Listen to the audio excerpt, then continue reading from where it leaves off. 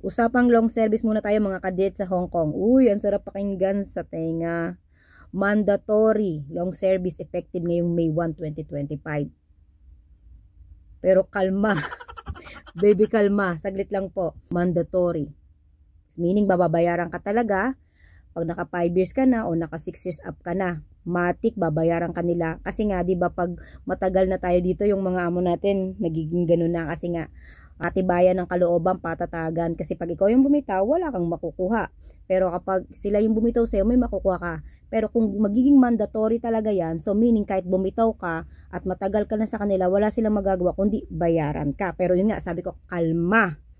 Huwag nating unahan. Kasi wala pa naman totaling nilalabas talaga. Hindi, kasi ang dami nakikita ko sa newsfeed. So, unahan lang natin saglit. Hintayin muna natin lumabas talaga sa news, sa immigration, sa consulate, na talagang sabihin nila na final na, mandatory na talaga na meron, nababayaran tayo sa long service.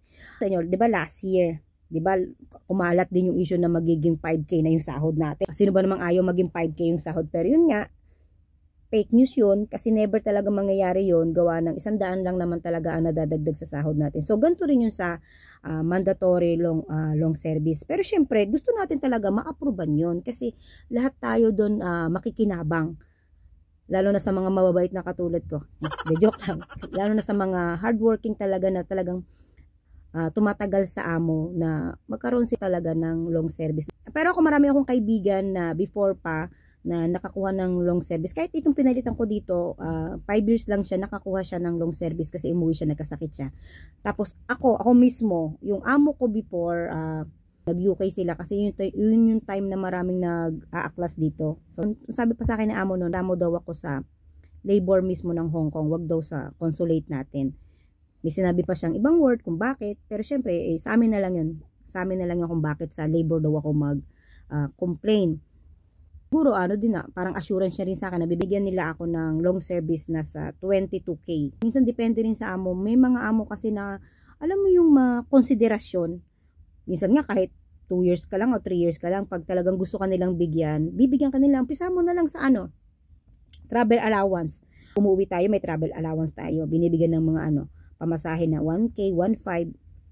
Pero yung iba talaga walang binibigay, di ba? Doon pa lang makikita mo na yung amo na marunong magkonsiderasyon. Ang maganda lang kasi pag naging mandatory na talaga yung long service na yan, yung mga among pasaway at ayaw magbayad, wala na silang magagawa kundi magbayad talaga. Lalo na kapag yung dumating na dun sa point na gusto mo nang kumanta ng gusto ko nang bumitaw. Yung pag sobra na yung mahaba na, lumalabas na yung ugali nila. Hindi ka makabitaw kasi nga, pag gawin mo ito, wala kang makukuha. So, pag ganyan naging mandatory na yan, you like it or not, magbabayad na sila. Pero yun nga, kalmahan lang muna natin. Kalma, baby, kalma.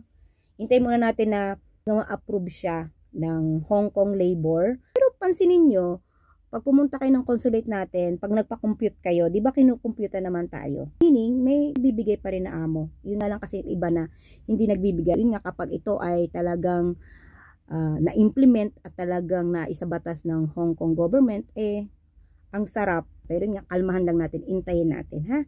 Pero syempre, ipag-pray natin yan na talagang ma-approvean kasi lahat tayo magbe-benefits dyan.